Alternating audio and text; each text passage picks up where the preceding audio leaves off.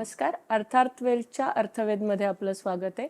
आज लाभलेले मान्यवर आहेत किरण बोलाणे सर, जे पुण्यामध्ये एक उद्योजक आहेत आणि financial portfolio designing, mutual fund, health insurances यामध्ये ते खूप छान प्रकारे मागील 25 वर्षापासून काम करतात.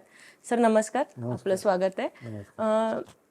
सर, आम्हाला तुमच्या जर्नीबद्दल आम्हाला माहिती आहे, पण कस्टमर्सला त्याबद्दल काही माहिती नाही. तर थोडी माहिती की तुम्ही पुण्यामध्ये कसे आलात, ह्या बिझनेसमध्ये कसे आलात, तुमचं एज्युकेशन बॅकग्राऊंड काय होतं, फॅमिली बॅकग्राऊंड काय होतं, तर याबद्दल आम्हाला थोडी माहिती द्याल.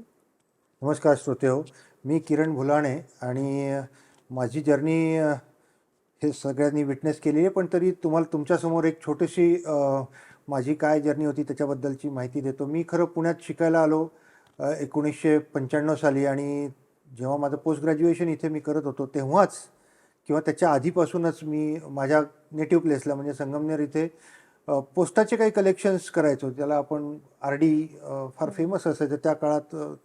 पोस्टामध्ये पैसे सगळ्यात सेफ असं एक असायचं. तर त्या शिक्षणाच्या काळामध्ये मला याची आवड लागली आणि त्याचं नंतर व्यवसायात रूपांतर झालं. सो गेली 26 वर्ष, 25 वर्षापेक्षा जास्त काळ झाला पुण्यात येऊन. पण 97 सालानंतर खरी सुरुवात फायनान्शियल सर्व्हिसेसमध्ये झाली आणि मी स्वतःला कन्सल्टंट मी कधी समजलो नाही. मी फॅसिलिटेटर म्हणून खरं जास्त चांगलं काम केलेलं आहे. सर, आपलं एज्युकेशनल बॅकग्राऊंड काय, म्हणजे तुम्ही ह्या क्षेत्रात आले, पण बऱ्यापैकी वेळा असं असतं की इन्शुरन्स, इन्व्हेस्टमेंट ह्या सेगमेंटमध्ये येताना एकतर लोक त्यामधले असतील किंवा पूर्वी असं होतं की तुम्ही आता RD किंवा यातनं तुम्हाला आवड निर्माण झाली म्हणून तुम्ही या क्षेत्रामध्ये आले. पण आवड निर्माण होणं आणि कन्सिस्टंटली 25 वर्ष ह्या क्षेत्रात काम करणं, तर ह्या क्षेत्रामध्ये असं नेमकं तुम्हाला काय वाटतंय की यातच आपण काम करायला पाहिजे होतं? म्हणजे भरपूर सारे क्षेत्र माझं आहेत. खरं शिक्षण म्हणाल तर माझं post graduation MSc organic chemistry आहे आणि ऑर्गॅनिक केमिस्ट्री केल्यानंतर PhD हा एक ऑप्शन होता, पण काही फॅमिली नीड्स आहेत आणि एक विलिंगनेस असतो पुढची 6 वर्ष शिकायचं. बरं, चांगलं काहीतरी पुढे करण्यासाठी 6 वर्ष कदाचित त्याच्यापेक्षा जास्त काळ लागू शकतो. तर अर्निंग लगेच सुरू व्हावं अशी एक त्यावेळेसची गरज होती. तर मला लगेच खरं तर एक चांगली नोकरी मिळाली पण, आणि त्या फील्डमधली अतिशय चांगली नोकरी होती. पण पुन्हा 12 तास काम, 14 तास काम करायचं आणि कदाचित ते सॅटिस्फॅक्शन मला कमी वाटत होतं. मग मी ती रिझाईन केलं आणि मग थोडा विचार करायला वेळ मिळाला. घरच्यांनी खूप सपोर्ट केला त्या काळामध्ये आणि मग मी या क्षेत्रात पूर्ण वेळ झोकून द्यायचं ठरवलं. माझं MSc होतं, त्यामुळे एक ज्याला आपण म्हणतो एक प्लॅटफॉर्म, शिक्षणाचा एक बेसिक प्लॅटफॉर्म मला ऑलरेडी मिळाला होता. पुण्यात राहिल्यामुळे चांगले मित्र मिळाले होते ज्यांनी अनेक वेळा वेगवेगळ्या प्रकारे सपोर्ट केला इथे उभं राहायला. आणि मग जेव्हा या प्लॅटफॉर्मवरती काम करायचं ठरलं तेव्हा मग सगळ्या त्याच्याशी रिलेटेड सगळ्या एक्झाम्स देत मी MBA इन्शुरन्स केलं. आता MBA इन्शुरन्समध्ये पण फायनान्शियल पोर्टफोलिओ मॅनेजमेंट हा एक वेगळा विषय असतो ज्याच्यावरती काम करायला लागतं. तर हे अशा चांगल्या ऑपॉर्च्युनिटीज मिळाल्या आणि शिकायला मिळाल्यामुळे ऑटोमॅटिकली माझ्याबरोबर ज्या लोकांना मी आज जे काही फायनान्शियल फॅसिलिटेशनमध्ये जे काम करतो आहे, आज आपल्याकडे 25-50 हजार फॅमिलीज असतील ज्यांना आपण या सगळ्या सर्व्हिसेस देऊ शकलो. तर हे अशा बॅकग्राऊंडमुळे काम करत करत नवीन शिकत नवीन गोष्टी चा आपण लोकांपर्यंत पण पोचवावे लागतात. बऱ्याच वेळा गोष्टी अवेलेबल असतात पण त्या लोकांपर्यंत पोचवायला एक काळ द्यावा लागतो. तर तो काळ आपण देत देत सगळ्या काही सर्व्हिसेस आपण या लोकांपर्यंत पोहोचवलेल्या आहेत.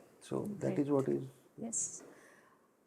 आपण आता मूळ मुद्द्याला जाऊया की तुमचं एवढं सगळं प्रोफाईल बघितल्यानंतर आम्हाला जे लक्षात आलं की एक कॅम्पेनिंग सुरू होतं, म्युच्युअल फंड सही आहे. म्युच्युअल फंड सही आहे.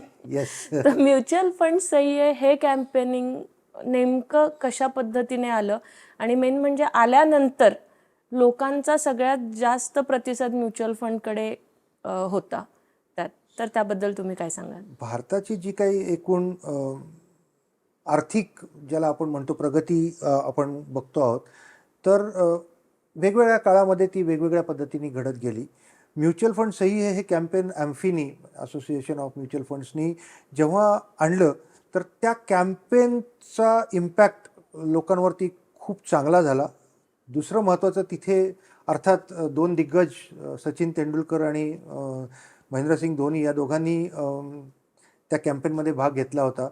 आणि नेमका तो काळ असा होता की भारताचं यंग जनरेशन या फ्लोमध्ये होतं. अर्निंग्स सगळ्यांचे खूप वाढलेले आहेत आणि पूर्वीचं एक जे ढोबळमानाने एक इन्व्हेस्टमेंट म्हणून लोक बघायचे की सेव्हिंग अकाउंट, फिक्स्ड डिपॉझिट, फार तर एक घर, मग झालं तर दुसरं घर. तर हे जे फिजिकल ॲसेट्समध्ये मधून बाहेर पडून काहीतरी करण्यासाठी जी एक योग्य गरज होती बघायची, ती बरोबर या म्युच्युअल फंड सही या कॅम्पेननी साधली गेली आणि त्याचा खरंच खूप चांगला रिस्पॉन्स आपण बघतो आहोत की आज म्युच्युअल फंड ॲज अन इंडस्ट्रीमध्ये बघितलं तर 46 लाख कोटी एवढं असेट अंडर मॅनेजमेंट आज म्युच्युअल फंडच्या अंडर आहे, जे 2014 साली साधारण 10 लाख कोटी होतं. So this much of growth just came because of this campaign. So hats off to this campaign. पण सर, कॅम्पेनिंग जेव्हा सुरू झालं त्यावेळेस आपण फिजिकली म्युच्युअल फंड किंवा एखादी मेंटोर असेल, ह्या गोष्टी जशा ॲडवायझर असतात तसं ते समजावून सांगितल्या जायच्या. पण आता लोकांचा सगळ्यात मोठा फोकस जो आहे तो ॲप, ऑनलाईन बाय करणं त्यावर, आणि फिजिकल म्हणजे ॲडवायझरी ही कमी होताना दिसते. तर त्याबद्दल तुम्ही काय सांगाल? म्हणजे की ॲडवायझरी असणं खूप गरजेचं आहे. म्हणजे माणसाला जर आजारी पडला तर तो ऑनलाईन औषध घेऊ शकत नाही. बरोबर. ही गोष्ट जशी आहे तशी फायनान्शियल याच्यात कसं हे होऊ बघा शकतं? काय आहे की पूर्वीचा काळ आणि आत्ताचा काळ खूप वेगळा आहे. या सगळ्या बदलामध्ये आपल्याला मुख्य डिजिटलायझेशन आज आपण बघतोय. सगळ्या जगभरात जेवढं UPI वापरलं जात नाही किंवा डिजिटल ट्रान्झॅक्शन्स वापरले जात नाहीत तेवढे भारतात वापरले जातात. बरोबर. सो आपण एक विचार नक्की केला पाहिजे की ॲडवायझरी गरजेची आहे का? नक्की गरजेची आहे. आणि पण त्याच्याशिवाय होतच नाही का? तर असं नाही आहे. तर ती ऑपॉर्च्युनिटी ओपन असायला हवी. म्हणून ह्या सगळ्या डिजिटल फॅसिलिटीज देणारे ॲप्स भरपूर आहेत. अनेक ज्याला आपण म्हणतो की वेबसाईट्स आहेत, अनेक ऑनलाईन प्लॅटफॉर्म आहेत जिथे लोक डायरेक्टली जाऊन इन्व्हेस्टमेंट करू शकतात. आणि ज्यांची कपॅसिटी आहे त्यांनी जरूर करावं. त्यांना काही ॲडवायझरीची गरज नाही असं त्यांना वाटत असतं तर absolutely it is right at their place. तर पण हे सगळं होत असताना जेव्हा एखादा इंडिव्हिज्युअल ज्याचं काहीच बॅकग्राऊंड नाही आणि त्याला फक्त वेन वी सी ऑनलाईन जाऊन आपण बघितलं की किती रिटर्न्स मिळतात, किती सोपं आहे. तर ते सोपं आहे तितकंच ते अवघड पण असतं. याची जाणीव कुठेतरी ठेवली पाहिजे. आणि एक एक्सेसिव्ह रिस्क न घेता जर आपण ते करू, फक्त रिटर्न्स न बघता ते करू, तर म्हणजे ज्याला म्हणतो नोईंगली करणं, तर ते नोईंगली जर करत असतील तर दोन्ही गोष्टी योग्य आहेत. विदाऊट ॲडवायझरी पण नक्की करायला तर, आणि स्वतः रिस्क मॅनेजमेंट करता येत असेल तर जरूर करावं. पण ज्याला आपण म्हणतो ओपिनियन, तुम्ही दुसऱ्याचं ऐकू नका, पण ओपिनियन घ्यायला काहीच हरकत नाही. ओपिनियन घेतल्याने तुम्ही जे करताय ते नक्की पक्कं होऊ शकतं. सो बऱ्याच वेळा असं असतं की ओपिनियन घेतला, मी करतोय ते बरोबर आहे, ह्याचं जरी आपल्याला एक कन्फर्मेशन मिळालं तरी ती इन्व्हेस्टमेंट खूप सोपी होऊ शकते. सो ॲडवायझरीचं खूप महत्त्व आहे.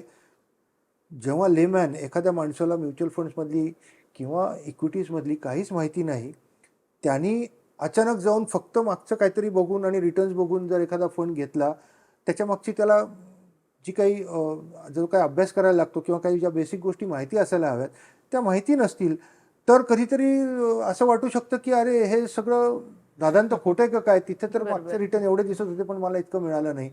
तर ह्याच्यामध्ये खूप तफावत असू शकते. म्हणजे तर दोन्ही गोष्टी तितक्याच महत्त्वाच्या आहेत की ॲडवायझरी महत्त्वाची, आणि ज्याला माहिती असेल, थोडं ज्ञान असेल, तर त्याने त्या गोष्टींकडे नक्की स्वतः केलं तर डिजिटलायझेशन मध्ये जायला हरकत नाहीये. पण सेकंड ओपिनियन हो. घ्यायला म्हणजे हरकत कधी कधी नाही. असं आम्ही बघितलेलं आहे की अनेक लोक कुठेतरी अशा ठिकाणी काम करतात जिथे सहज ॲक्सेसेबल ॲडवायझरी नाही आहे, पण मग त्यांना एक प्लॅटफॉर्म अवेलेबल आहे ऑनलाईन इन्फॉर्मेशन देणारा, आणि त्याच्यातनं बघून ते त्यांची रिस्क टेकिंग कपॅसिटीप्रमाणे इन्व्हेस्टमेंट करतात.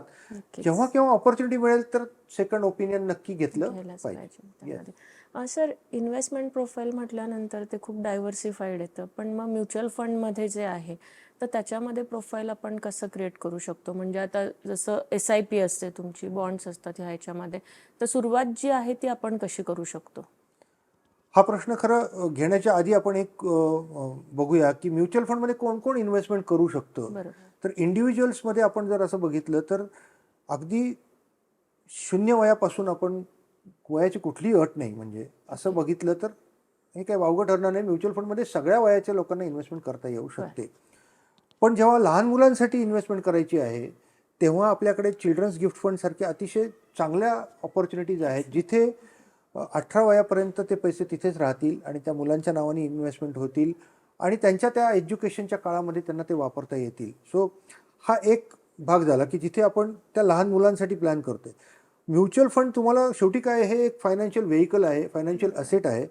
तुम्हाला कुठल्यासाठी ते वापरायचं आहे, प्रत्येकाची गरज वेगळी आहे, बरोबर. प्रत्येकाच्या नीड्स वेगळ्या, त्याप्रमाणे ते वापरता येतं. पण या सगळ्यामध्ये 0 एजपासून तर 100 एजपर्यंत कोणालाही इन्व्हेस्टमेंट करता येऊ शकते आणि त्यांची रिस्क टेकिंग कपॅसिटी किंवा त्यांना अपेक्षित असलेले रिटर्न्स, ज्याला आम्ही रिस्क ॲडजस्टेड रिटर्न्स म्हणतो, ते जर मॅच होत असेल बरं. आणि तर त्यांनी जरूर त्याच्यात इन्व्हेस्टमेंट केली पण पाहिजे. आपण जसं म्हणतोय की 0 एजपासनं तर 100 वयापर्यंत, मग 0पासनं 18पर्यंत, 18पर्यंत त्यांचा लॉक इन पिरियड असणार आहे. बरोबर. मग बाकीच्यांसाठी पण तसे लॉक इन पिरियड आहेत का? म्हणजे आता नाही, हे आता तर म्युच्युअल फंडमध्ये अनेक प्रकारचे फंड्स आहेत. तर मुख्य म्हणजे जिथे चिल्ड्रन्स गिफ्ट फंड असा जो काही एक विषय आहे, तर त्याच्यामध्ये येस 18पर्यंत लॉक इन आहे. त्याच्यानंतर ते फंड्स त्यांना पैसे देऊ शकतात आणि त्यांना ते पैसे वापरता येतात. पण मायनॉर्सच्या नावाने किंवा लहान मुलांच्या नावाने ओपन एंडेड फंड्स पण आपल्याला घेता येतात. बरं. ओके. पण चिल्ड्रन्स गिफ्ट फंड का घ्यायचे, त्याच्यामागे एक फिलॉसॉफी अशी असते की ते तिथे 18 वयापर्यंत लॉक राहिले तर ते रिइन्व्हेस्टमेंट होत राहतात आणि कुठल्याही एका टेम्पटेशन्सच्या निमित्ताने ते बाहेर परत येत नाहीत. सो कंपाऊंडिंगचा फॅक्टर जो आपण कन्सिडर करतो तो तिथे चांगला मिळू शकतो. साधारण किती रिटर्न्स त्याच्यामध्ये असतात सर? म्हणजे आपण एक्सपेक्ट करू आतापर्यंतच्या शकतो की ह्याच्यामध्ये जसं आपण रिस्क ॲडजस्टेड रिटर्न्सबद्दल बोलतो आहोत, तर म्युच्युअल फंड्समध्ये कुठल्याही प्रकारची ॲश्युअर्ड रिटर्न्स आपण देऊ शकत नाही, आपण देणं अपेक्षित नाही.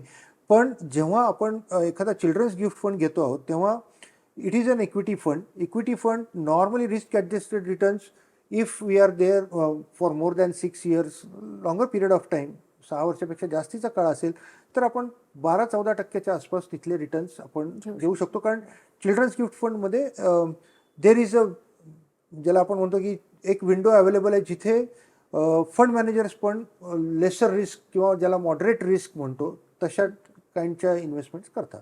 ओके. पण जे 12-14% आपण म्हणतो की आता 18 वर्ष पैसे ठेवलेत म्हटल्यानंतर 12-14% रिटर्न्स ठीक आहे, ओके. पण त्याचं टॅक्सेशन जे असतं चिल्ड्रन्स गिफ्ट फंडचं, तर ते साधारण टॅक्सेशन कसं असतं? कारण ते तर त्या मुलांच्या अकाउंटला 18 वर्षाचे झाल्यानंतर पैसे जातील. तर हा एक अतिशय ट्रिकी भाग आहे आणि या ट्रिकी इन द सेन्स काय आहे की समजा मी माझ्या मुलीसाठी इन्व्हेस्टमेंट करतो आहे आणि मी जेव्हा तिथे माझ्या अकाउंटमधनं स्लिप जाते किंवा त्यांच्या अकाउंटला टाकून मग तिथनं महिन्याला पैसे जातात आणि जेव्हा ते विड्रॉल होणार आहेत 18 वर्षांनी किंवा आता माझी मुलगी समजा आत्ता 15 वर्षाची, पण मी तिथे 10 वर्षापूर्वी इन्व्हेस्टमेंट सुरू केली. सो जे काही 15 वर्ष जे काही पैसे तिथे साठतील त्याच्यात जो काही गेनचा पार्ट असेल तर त्याच्यावरती खरं तर 10% आजचा जो काही टॅक्सचा रेट आहे कॅपिटल गेन्स इक्विटीमधले, कॅपिटल गेन 1 वर्षानंतरचा कॅपिटल गेन ज्याला आपण लॉंग टर्म कॅपिटल गेन म्हणतो आपण, तर तो लॉंग टर्म कॅपिटल गेन तिथेच आपल्याला 10%चा येणार आहे. मग तो 10%चा कॅपिटल गेन हा जो स्पॉन्सरर आहे, वडील किंवा आई, तर आयडियली त्यांच्या इन्कमला तो रिफ्लेक्ट होऊन त्यांनी 10%चा टॅक्स भरणं अपेक्षित आहे. अपेक्षित आहे. ओके. सो टॅक्स तर पण 15 वर्ष पैसे ठेवल्यानंतर किंवा 10 वर्ष पैसे ठेवल्यानंतर जर मला लॉंग टर्म कॅपिटल गेन समजा एक आपण गृहीत धरूया की ₹100 आला, तर त्याच्यावरती 10 वर्षाला जर ते डिव्हाइड केलं तर तो खूपच कमी होतो. सो टॅक्स हा एक भाग नेहमी कुठली इन्व्हेस्टमेंट करायची म्हटलं की लोक पहिल्यांदा 2 प्रश्न विचारतात. एक तर त्याला टॅक्स बेनिफिट मिळेल का आणि दुसरं ते टॅक्स फ्री असेल का. असेल. तर प्रत्येकाची एक युनिक ज्याला आपण म्हणतो की आयडेंटिटी असते. काही प्रोडक्ट्स तुम्हाला मार्केटमध्ये नक्की मिळतात की जे तुम्हाला टॅक्स फ्री रिटर्न्स देतील आणि काही फंड्स असतील जे तुम्हाला टॅक्सेबल रिटर्न्स देतील. पण as far as mutual funds are concern, long term capital gain हा 10%च आहे. तो पण 1 लाखाच्या वरचा कॅपिटल गेन झाला तर आपण याचा विचार केला पाहिजे की it is not that big. So टॅक्सेशनचा विचार केला तर आपण आपले जे टॅक्सेस आहेत ते डिफर करतो. जितके जास्त वर्ष डिफर करू तितकं कंपाऊंडिंग आपलं चांगलं होतं आणि चांगले रिटर्न्स मिळतात. ज्या कारणासाठी आपण ते फंड्स घेतो ते अगदी मुलांच्या योग्य वेळी त्यांना वापरायला मिळतात. म्हणजे चिल्ड्रन्स गिफ्ट फंड हा आणि सुरुवात कधीपासून होते सर? म्हणजे आता 0 एज पासून झाली, पण इन्व्हेस्ट किती करायला पाहिजे त्या फंडमध्ये, असं काही? नाही, हा खूप वेग प्रश्न होतो, पण सगळ्याचा विचार केला तर आम्ही नेहमी काय म्हणतो की ॲज अन फॅमिली जेव्हा आमचं एक ॲक्टिव्ह इन्कम घरामध्ये काहीतरी एक अमाऊंट येत असतं, नेहमी असं असतं की खर्च वजा जाऊन किती पैसे उरतात त्याच्यातनं इन्व्हेस्टमेंट होईल. तर बरोबर. आमचं असं म्हणणं आहे की थोडंसं आधी विचार केला पाहिजे की एवढी इन्व्हेस्टमेंट झालीच पाहिजे, एवढे पैसे बाजूला काढूया. मग ते अनेक कारणासाठी असेल, शॉर्ट टर्मच्या नीड्स असतील, मुलांची पुढच्या वर्षाची फी भरायची किंवा त्याच्या पुढच्या वर्षाची फी भरायची आहे, किंवा कुठेतरी ट्रिप एक आपली परदेशातली प्लॅन करायची 3 वर्षांनी करायची आहे. तर ह्या सगळ्या म्हणजे short term, mid term, long टर्मचे जे काही प्लॅनिंग आहे याला प्रत्येकाला पैशाची वेगळं तर काढण्याची गरज आहे. बरोबर. मग हे सगळं प्लॅनिंग करून मग खर्चाचं प्लॅनिंग केलं तर थोडं ते जास्त योग्य होतं, कारण तिथे मग तुम्हाला तुमच्या खर्चावरती कंट्रोल ठेवता येतो. बरोबर. आणि जेव्हा ती इन्व्हेस्टमेंट होतात तेव्हा त्याचा खरे फ्रुट्स तुम्हाला मिळतात. मग या सगळ्या इन्व्हेस्टमेंटमध्ये किती करायचे, तर फ्युचरमध्ये आपल्याला किती पैसे लागणार आहेत त्याचा एक विचार करून आत्ताचं होणारं ज्याला आपण इन्फ्लेशन म्हणतो ते इन्फ्लेशन ॲडजस्टेड रिटर्न आपल्याला किती मिळणार आहे याचा विचार करून उलटं कॅल्क्युलेशन करून त्याप्रमाणे केलं पाहिजे. पण ढोबळमानाने प्रत्येकाने जे काही इन्व्हेस्टेबल इन्कम आहे, इन्व्हेस्टमेंट करण्यासाठीचे जे काही पैसे आहेत त्यातले 30% पैसे तरी या असेट क्लासमध्ये नक्की इन्व्हेस्ट केले पाहिजेत. कारण हा प्रश्न पाठीमागचं कारण हे होतं की आपण SIP ज्या आहेत अगदी त्या कमी अमाऊंटपासून सुरू करतो, पण शेवटी काय असतं की लॉंग टर्ममध्ये तुम्हाला इन्व्हेस्ट करायचं आहे. तर it's not a small term. 18 वर्ष म्हटलं म्हणजे तुमच्याजवळ ती लायबिलिटी बऱ्यापैकी मोठी असते त्यात, आणि त्याला तुम्हाला लॉक इन पिरियड आहे. तर ते आधीच विचारपूर्वक जर ठरवलं की नाही आम्हाला हे एवढं एवढं करायचं आहे, आणि सेन्सिबल विषय येतो जरा की मुलांसाठी केलाय म्हटल्यानंतर तेवढं तुम्हाला पैसा तुमच्या जो 18 वर्ष लागणार की तो इन्व्हेस्ट करायचा. पण जर इन केस असं झालं की 18 वर्ष ती व्यक्ती नाही इन्व्हेस्ट करू शकली आणि मध्येच जर ते ब्रेक झालं त्यात. ह्याच्यामध्ये पहिली गोष्ट म्हणजे कंपल्शन काहीही नाही आहे. मी आज SIP सुरू केली आणि हे फक्त चिल्ड्रन्स गिफ्ट फंडबद्दल आपण बोलतो आहोत. चिल्ड्रन्स गिफ्ट फंडमध्ये माझं काही कारणाने मी इन्व्हेस्टमेंटला सुरुवात केली आणि माझं असं लक्षात आलं की मला इन्व्हेस्टमेंट नाही जमत आहे करायला. 1 वर्षभरानंतर जमलं की नाही होते मला. एकतर मला 10,000 रुपयाची समजा मी चालू केली होती, नाही होते, तर मी ती रिड्यूस करू शकतो का? तर त्याचं उत्तर येस आहे. मी किती रिड्यूस करू शकतो? अगदी कमीत कमी 1,000 रुपयापर्यंत मला ती रिड्यूस करता येईल.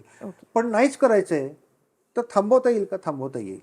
थांबवल्यानंतर काय होईल, हे पैसे इन्व्हेस्टेड आहेत ते तुम्हाला 18 वर्षानंतर युटिलायझेशनसाठी अवेलेबल असतील. आणि त्याच्यानंतर ते जे पैसे तुम्ही थांबवले ते तुम्ही ओपन एंडेड फंडला टाकले तर तुम्हाला कधी पण ऑपरेशनल होतील. सर, चिल्ड्रन्स गिफ्ट फंड तर हा एक खूप म्युच्युअल फंडमधला मला असं वाटतंय की लोकांना आवडणारा विषय असणार आहे की ठीक आहे बाबा, गॅरंटेड इन्व्हेस्टमेंटपेक्षा याच्यात 12-14% मिळणार आहेत तर आपण वाय नॉट की यामध्ये इन्व्हेस्ट करूया.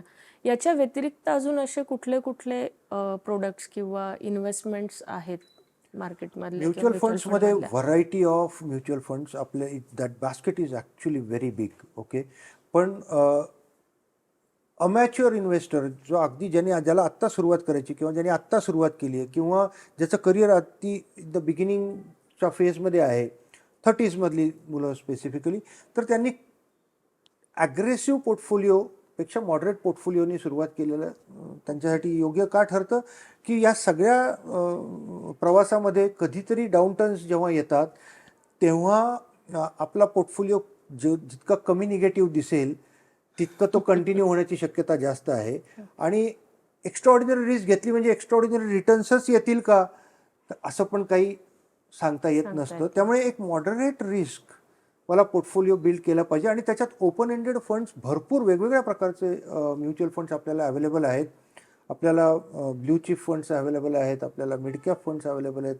अगदी आपल्याला ज्याला हाय रिस्कवाला पोर्टफोलिओ तयार करायचा, काही लोक स्मॉल कॅप्समध्ये जातील, थिमॅटिक फंड्स असतील, अशा वेगवेगळ्या पद्धतीचे पोर्टफोलिओज तुम्हाला, हे ऑफकोर्स याचं सगळ्याचं एक मिक्सचर घेऊन ज्यांनी त्यांनी आपल्या रिस्कप्रमाणे जेव्हा ॲडवायझर बरोबर असतो तेव्हा तो हे सगळं बॅकग्राऊंड विचारतो, घरी अर्निंग कोण कोण आहे ते विचारतो, इमर्जन्सीज काय येऊ शकतात याचा विचार करतो, काही लोन्स असतील, जसं आता आपण कोविडमध्ये बघितलं की काही क्लायंट आपल्याकडे असे होते की ज्यांचे पैसे माझ्याकडे substantial amount of money was going into SIPs आणि फक्त इक्विटीमध्ये पैसे जात होते.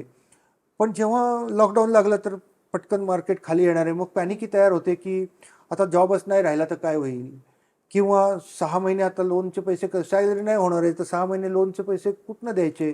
तर मग अशा वेळेस विड्रॉल व्हायला सुरुवात होते. म्हणून एक इमर्जन्सी फंड, एक पुढचे 6 महिन्याचं इन्कम माझं नाही आलं तरी तिथनं ते माझं घराचं चरितार्थ चालू शकेल एवढे पैसे बाजूला असावेत आणि मगच इक्विटीमध्ये पैसे जावेत. तर असं आपल्याला थोडं डिस्ट्रीब्युशन केलेलं नेहमी चांगलं. सो अमॅच्युअर इन्व्हेस्टरसाठी मॉडरेट काइंड ऑफ रिस्कचं पोर्टफोलिओ बिल्ड पण करावं. तरी सुद्धा लोकांचा कल असा असतो की नाही, इथे 14%, 15%, 20%, 22% आपल्याला रिटर्न्स मिळणार आहेत. पण त्याच्या पाठीमागची सायकोलॉजी काय असते? कारण 3-4 वर्षात तर इतक्या टक्के रिटर्न्स मिळणं पॉसिबल नाहीये त्यामध्ये.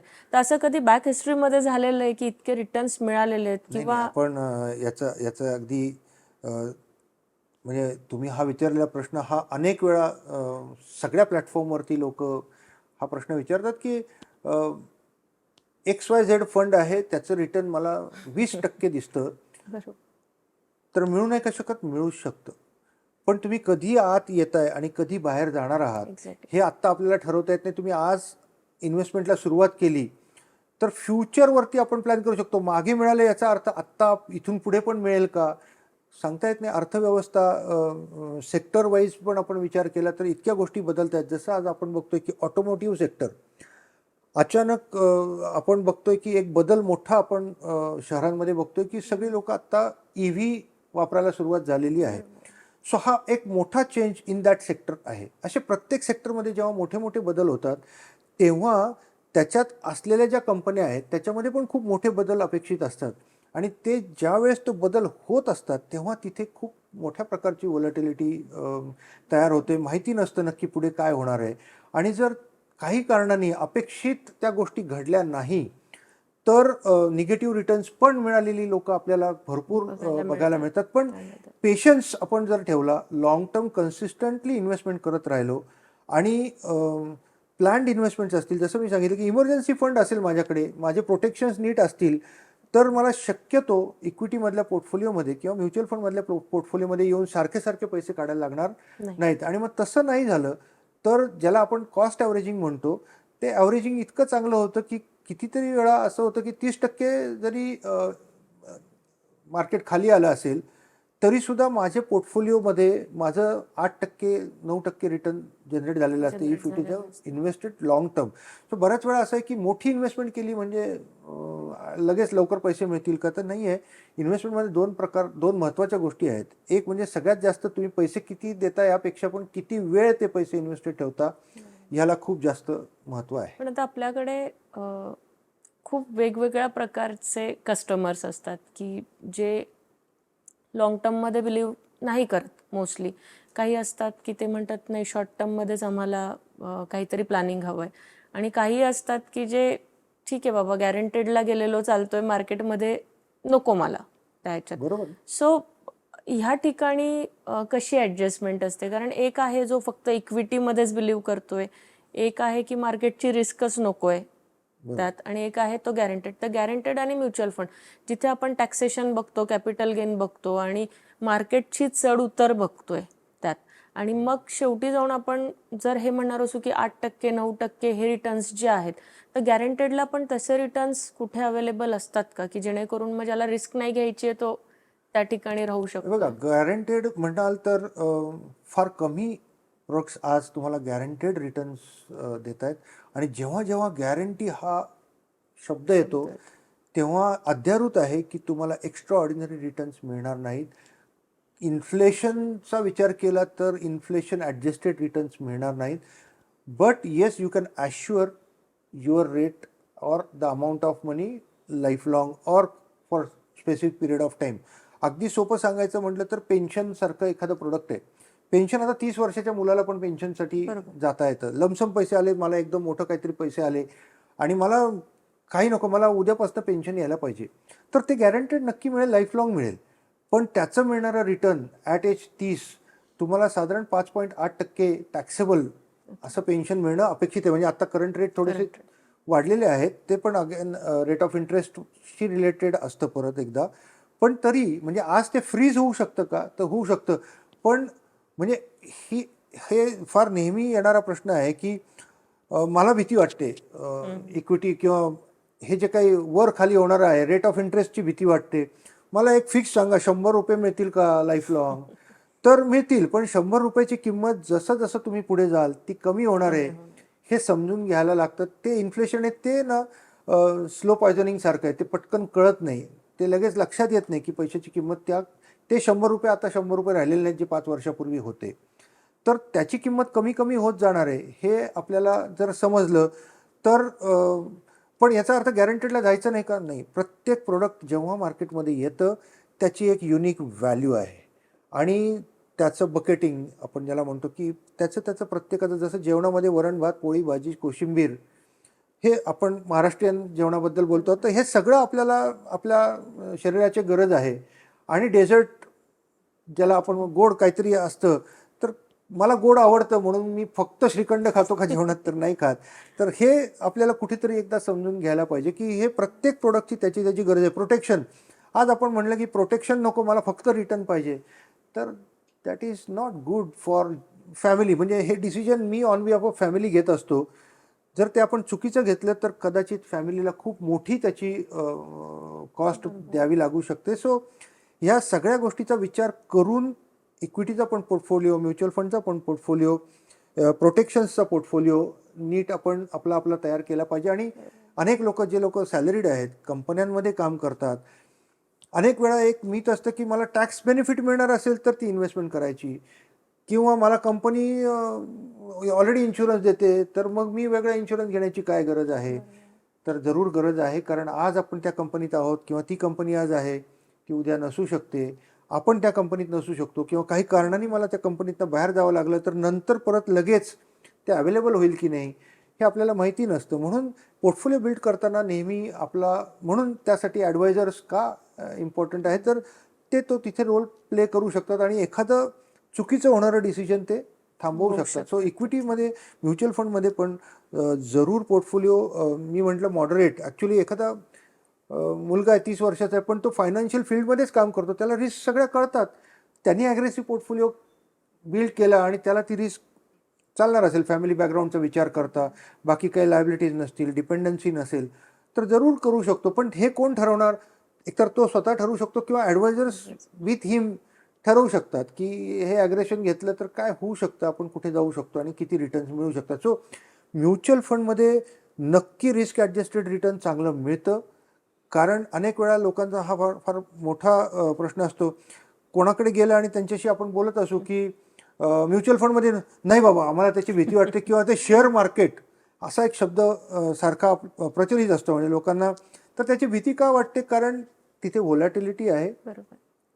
पण आपण हे लक्षात घेतलं पाहिजे की या ज्या काही कंपन्या आहेत, आज सगळा देश चालतोय तर या कॉर्पोरेट्समुळे चालतोय. बँका, आज एवढं मोठं भारताचं सगळं अर्थव्यवस्था बँकांमुळे चालते. बँका हा आपला बॅकबोन आहे आपल्या देशाचा.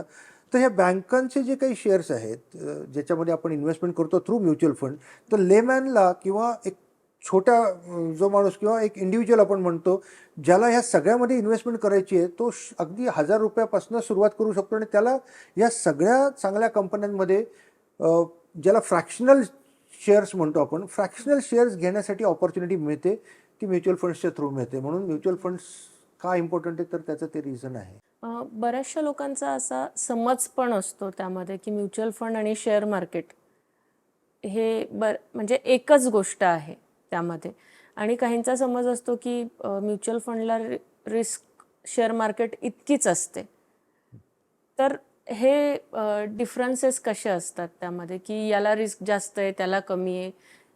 नाही, असं काही नाही. खरं तर एक गोष्ट आपण थोडी ब्रॉडली विचार करूया ह्याच्यामध्ये की जेव्हा केव्हा कोणाला तरी इन्व्हेस्टमेंट करायची आहे, पहिल्यांदा हे ठरवायला पाहिजे की मी माझं काहीतरी काम करतो, मी डॉक्टर आहे, मी ॲडव्होकेट आहे, मी इंजिनियर आहे, मी नोकरी करतो आणि ते करून माझ्याकडे जे काही उत्पन्न येतं त्यातलं मला काही इन्व्हेस्टमेंट करायचं आहे, तर त्याच्यात 2 प्रकारे इन्व्हेस्टमेंट होऊ शकते. एक म्हणजे पॅसिव्ह इन्व्हेस्टमेंट होऊ शकते आणि एक म्हणजे ॲक्टिव्ह प्रकारे इन्व्हेस्टमेंट होऊ शकते. ॲक्टिव्ह म्हणजे काय, की जसं तुम्ही म्हणाल आता की म्युच्युअल फंड्समध्ये काय की मी सिप करणार आहे किंवा इन्व्हेस्टमेंट करणार आहे, फंड मॅनेजर ठरवतो what to do depending on the strategy काय ठरवली आहे त्याप्रमाणे. पण जेव्हा ॲक्टिव्ह मोडमध्ये मीच स्वतः इन्व्हेस्टमेंट करतो, तेव्हा मला माझं काम अधिक इथे जे काही घडतंय त्याच्यामध्ये ॲक्टिव्हली पार्टिसिपेट करावं लागतं आणि ती रिस्क ही मी घेतलेली रिस्क असते.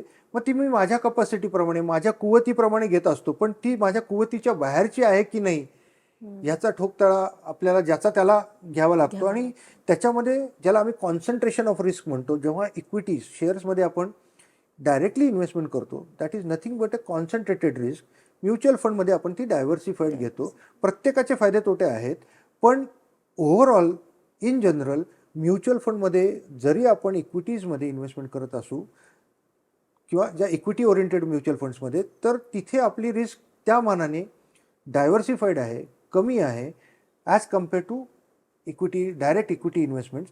सो याच्यामध्ये कदाचित इक्विटीमध्ये जास्त रिटर्न्स मिळतील depending on the person's capability and his working style and his thought processes about investment. Mutual फंड्समध्ये कमी मिळतील, पण कधीतरी असं होऊ शकतं की you are stuck somewhere because of bad decision, आणि ते मग concentration of risk with bigger amount असेल तर ते तुम्हाला फायनान्शियली मेंटली डिस्टर्ब करून टाकतं. तर ते पहिल्यांदा आपण ठरवलं पाहिजे की whether I really digest that, ती लवचिकता माझ्या फायनान्सेसमध्ये आहे का, की तिथे काही लॉसेस झाले आणि ते आपल्याला बेअर करायची वेळ आली किंवा ते लॉसेस नोशनल नाही आपल्याला त्यावेळेस बुक करायची वेळ आली, तर if I really able to do that, if it is okay and comfortable, तर तो त्याचा कॉल घेतो. पण म्युच्युअल फंड्समध्ये असं होण्याची शक्यता फार कमी असते. आणि म्युच्युअल फंडमध्ये शेअर्समध्ये जसं तुम्ही म्हणता की इक्विटीजमध्ये डायरेक्टली इन्व्हेस्टमेंट करतात त्याचं, आणि म्युच्युअल फंडमध्ये काही एरिया अनेक वेळा लोकांना वाटतं म्युच्युअल फंड म्हणजे फक्त इक्विटी आहे. नाही, म्युच्युअल फंडचा आणि अतिशय इम्पॉर्टंट पार्ट आहे की म्युच्युअल फंडमध्ये डेटमधली इन्व्हेस्टमेंट तितकीच ताकदीची आणि तितकीच इम्पॉर्टंट आहे. आत्ताचा काळ आत्ता आपल्याला नक्की सांगतो की आपण हिस्टॉरिक हायला आत्ता पोचलेलो. At the same time rate of interest पण वरती. This is very unique situation. आज जे करंट आपलं भारताचं जे काय आत्ताचं चित्र आपण बघतो आहोत, तर रेट ऑफ इंटरेस्ट पण वरती आहेत आणि आपली इक्विटी पण हिस्टॉरिक हायला आहे.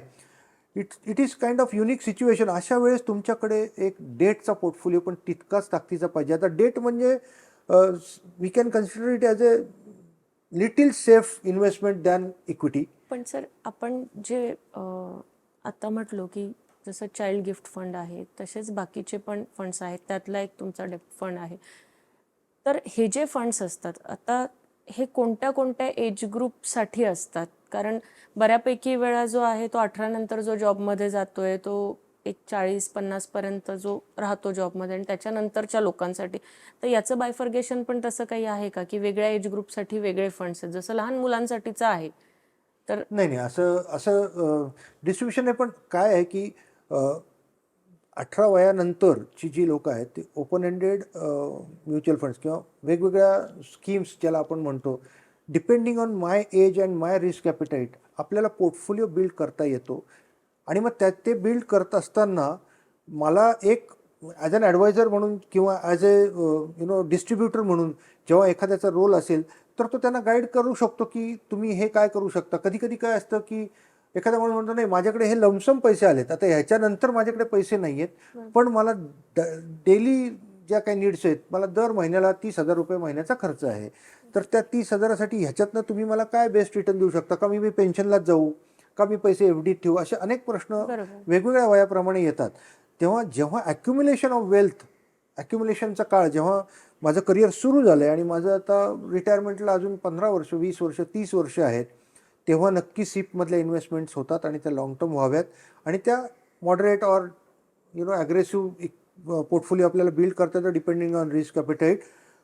पण ज्या लोकांचं वय 50च्या पुढे आहे त्यांना असं कधी कधी वाटतं की आत्ता माझ्याकडे महिन्याला पैसे द्यायला आहेत, पुढची 10 वर्ष मी नक्की देऊ शकेल, पण मग सिप करू का लमसम इन्व्हेस्टमेंट करू.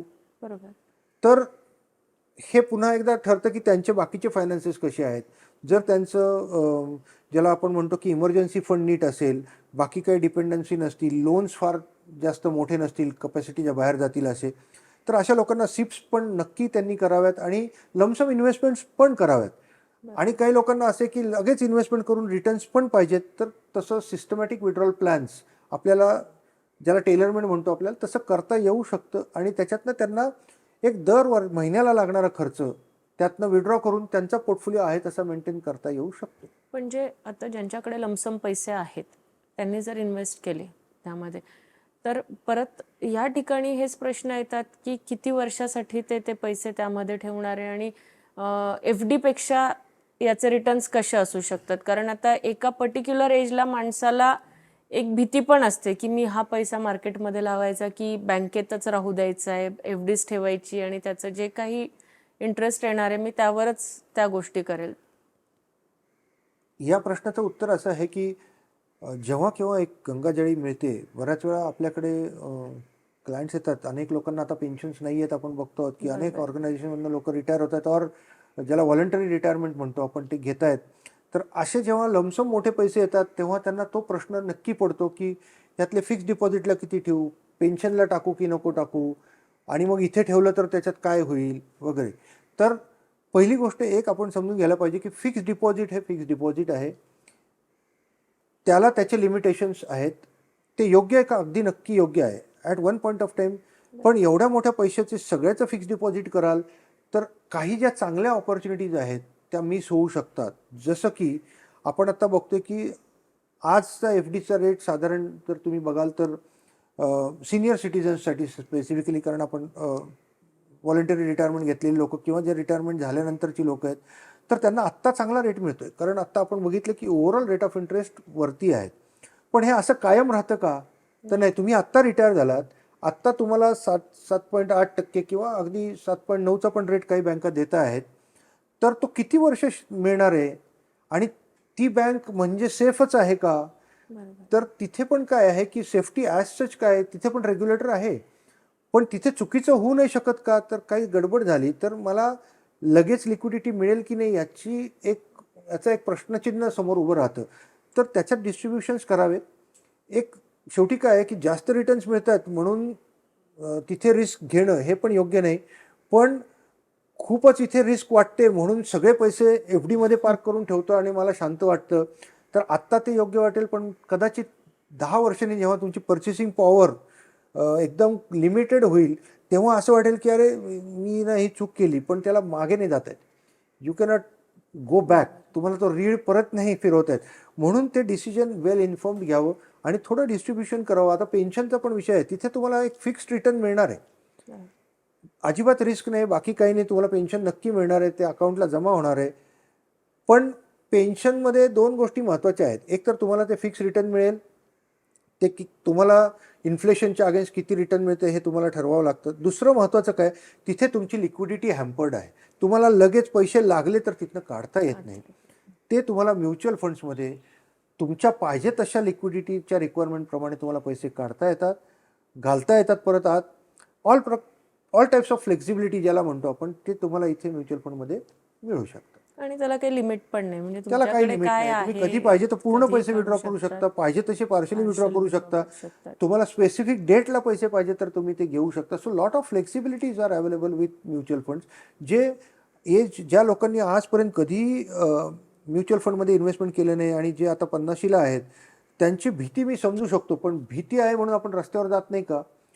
तर आपण सगळे रूल्स पाळून ते समजून घेऊन नक्की त्याचा बेनिफिट करून घ्यावा स्वतः. सर, तुम्ही जसं डेथ फंड बद्दल आता तुम्ही सांगितलं, त्याच पद्धतीने आपली एका मल्टी असेट फंडवर एक चर्चा झाली होती. सध्या मल्टी असेट फंड्स Multi-asset फार fund. डिमांडमध्ये आहेत. Yes, सिच्युएशन्सवरती म्युच्युअल फंड्समध्ये जसं मी मगाशी सांगितलं की खूप प्रकारचे म्युच्युअल फंड्स आपल्याकडे अवेलेबल आहेत. तर रिस्क डिस्ट्रीब्युशनमध्ये रिसेंटली एक ज्याला आपण म्हणतो की टाईप ऑफ फंड आपण खूप जास्त चर्चेत आला आहे, तो म्हणजे मल्टी असेट फंड. तर पूर्वी आपल्याकडे flexi cap funds were very popular, और multi cap funds were very popular in equities. तर आता ते काय आहे की इक्विटीमध्ये डिस्ट्रीब्युशन आहे मल्टी कॅप फंड्स म्हणजे. तेच डिस्ट्रीब्युशन मल्टी असेट्समध्ये काय, वेगवेगळे असेट क्लासेस त्याच्यामध्ये एकत्र आणलेले आहेत. So different flavours of assets are under one fund. तर मल्टी असेट फंड्समध्ये इक्विटी आहे, गोल्ड आहे, डेट आहे, कधीतरी रिट्स ज्याला आपण रिअल इस्टेट इन्व्हेस्टमेंट ट्रस्ट म्हणतो. आपल्या भारतामध्ये आता रिसेंट पास्ट आलेल्या रिट्स आहेत.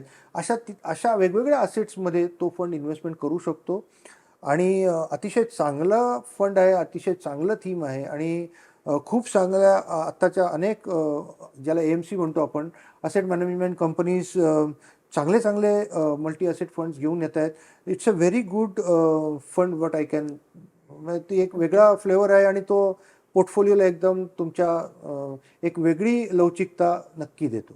पण मग त्याच्यामध्ये आता मल्टी असेट म्हटल्यानंतर मल्टिपल गोष्टी त्यामध्ये आहेत, म्हणजे मल्टिपल फंड्स आपण असेट रिलेटेडचे फंड्स आपण त्यामध्ये म्हणू शकतोय. पण आता समजा एखाद्याने रिअल इस्टेट फंडमध्ये जो कुठला आहे रिट्समध्ये त्यात इन्व्हेस्ट केला, त्या ठिकाणी त्याला ऑप्शन असतो का दुसऱ्या याच्यात शिफ्ट? नाही नाही, हे पहिल्यांदा आपण समजून घेऊ की जेव्हा मी मल्टी असेट फंडला जातो तेव्हा तो त्या AMCनी तो काय टाईपच्या इन्व्हेस्टमेंट्स करणार आहे आणि तो इक्विटी ओरिएंटेड आहे की नाही हे सगळं त्याच्यात मेन्शन केलेलं असतं. तुम्ही ॲज ए ॲक्टिव्ह पार्टिसिपंट तुम्ही हे घ्या असं काही त्याच्यात नसतं. तुम्ही इन्व्हेस्टमेंट करता आणि तिथे फंड मॅनेजर ती इन्व्हेस्टमेंट करत असतो. So he decides what is right for that fund at that point of time. सो आत्ता इक्विटी खूप महाग आहे किंवा इक्विटीचे जे काय आत्ताचे व्हॅल्युएशन्स आहेत ते काही त्याला योग्य वाटत नसतील, तर ही विल जे काही येणारे आत्ता सिप्स असतील त्यातनं ते पैसे तो डेटला इन्व्हेस्ट करेल, थोडे गोल्डला इन्व्हेस्टमेंट करेल. इफ ही फील्स की रिट्स मला इथे कुठेतरी थोडं वेगळं लिव्हरेज देऊ शकतात, तर तो काही पैसे त्याच्यामध्ये टाकेल. पण पर्सेंटेज वाईज त्याच्यामध्ये त्याला ठरवून दिलेलं असतं, त्याच्यामध्ये तो त्याप्रमाणे त्याचं बायफर्गेशन ऑलरेडी त्यांच्याकडे त्या ठिकाणी असतं की कुठल्या फंडला किती पैसे तुम्ही टाकायला पाहिजे त्यात, आणि ते सगळं डिसिजन फंड मॅनेजर जो आहे तो घेत असतो. सर, आपण अजून तुमच्यासोबत पुढचे सगळे एपिसोड घेणारच आहोत बऱ्यापैकी, पण आज आपल्या ग्राहकांसाठी तुम्ही म्युच्युअल फंडसाठी काय नवीन टिप्स देणार आहात? म्युच्युअल फंडसाठी काय टिप्स देणार? म्युच्युअल फंड सही आहे हे पहिल्यांदा आपण समजून घेऊया. आणि ज्यांना ज्यांना क्युरिओसिटी आहे, ज्यांना ज्यांना असं वाटतं की मला हे समजून घ्यायचं, अनेक प्लॅटफॉर्म्स अवेलेबल आहेत. Please use that platforms. आमच्यासारखे अनेक लोक फॅसिलिटेटर्स अवेलेबल आहेत. आमच्याकडे इन्व्हेस्टमेंट्स करा अशी काही गरज नसते, पण समजून तर घ्यायला पाहिजे. आणि रिस्क कुठे नाही आहे मला सांगा, रिस्क सगळीकडे आहे. मग आपण चालायचं थांबलेलो आहोत का? तर नाही आहे. तर आपण ते समजून घेऊन करायला गेलं तर तुम्हाला असं लक्षात येईल की ही काय खूप मोठी रिस्क नाही आहे. सो म्युच्युअल फंडमध्ये इन्व्हेस्टमेंट ज्याला टिप्स द्यायच्या, तर मी तुम्हाला नक्की सांगेल की छोट्यानी सुरुवात तर करून बघा. बरोबर. आणि जर तुम्ही कम्फर्टेबली इन्व्हेस्टमेंट करत असाल तर 2 पावलं पुढे जाऊन अजून थोडंसं तुमचा रीच वाढवा. आणि कारण तुम्हाला नंतर लागणारे पैसे हे खूप मोठे असणार आहेत. आफ्टर रिटायरमेंट 30 वर्षाच्या काळासाठीची प्रोव्हिजन करायची आहे, ती खूप मोठी असणार आहे. सो एक रिस्पेक्टफुल लाईफ आपल्याला आफ्टर रिटायरमेंट जगता एवढा पोर्टफोलिओ बिल्ड करायचा असेल तर जसं घर घेताना आपण 2 पावलं पुढे जाऊन जास्तीचं करतो, तसं म्युच्युअल फंडमध्ये करावं. नक्कीच. पुढच्या एपिसोडमध्ये आपण लोक सरांसोबतच कंटिन्यू राहणार आहोत. ह्या एपिसोडसाठी धन्यवाद. Thank you so much. धन्यवाद श्रोते हो.